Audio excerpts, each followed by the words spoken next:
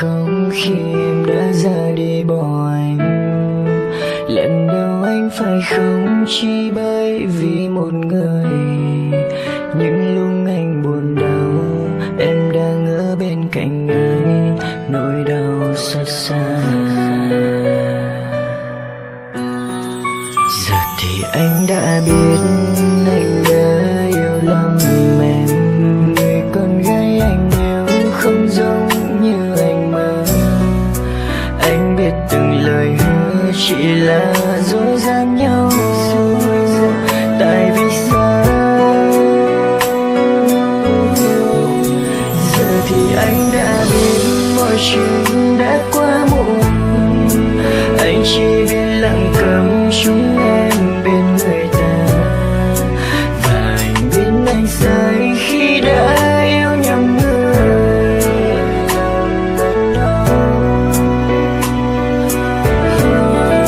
Dù cho cả thế giới không chỉ riêng anh yêu sai người, nhưng tim anh vẫn đau khi anh đã yêu lầm em. Và từ đây anh sẽ coi như không quen em, tạm biệt em.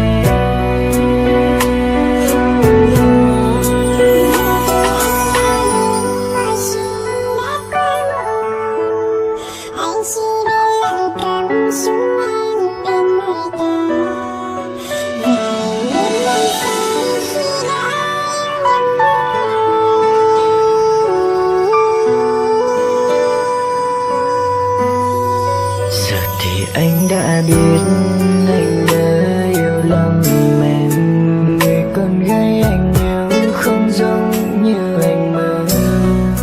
Anh biết từng lời hứa chỉ là dối gian nhau, tại vì sao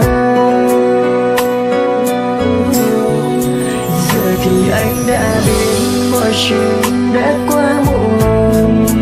Anh chỉ biết lặng câm chúng em bên người ta, và anh biết anh sai khi đã yêu nhầm người.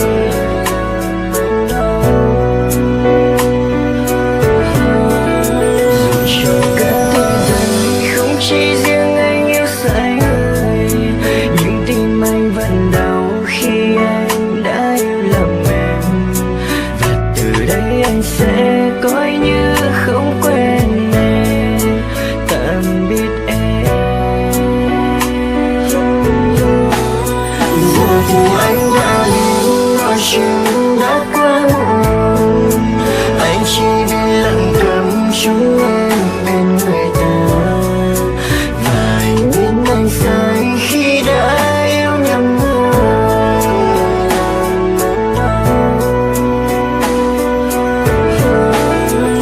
Dù cho cả thế giới không chỉ riêng anh yêu sai người, nhưng tim anh vẫn đau khi anh đã yêu lầm em. Và từ đây anh sẽ coi như không quen em, tạm biệt em.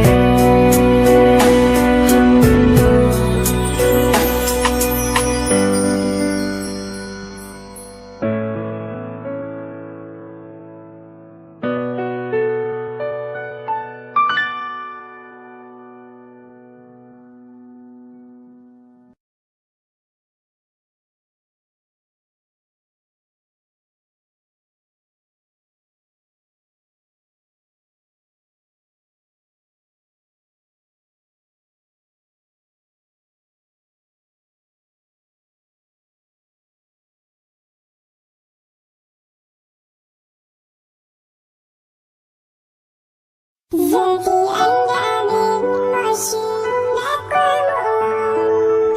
Anh chỉ biết lặng câm xuống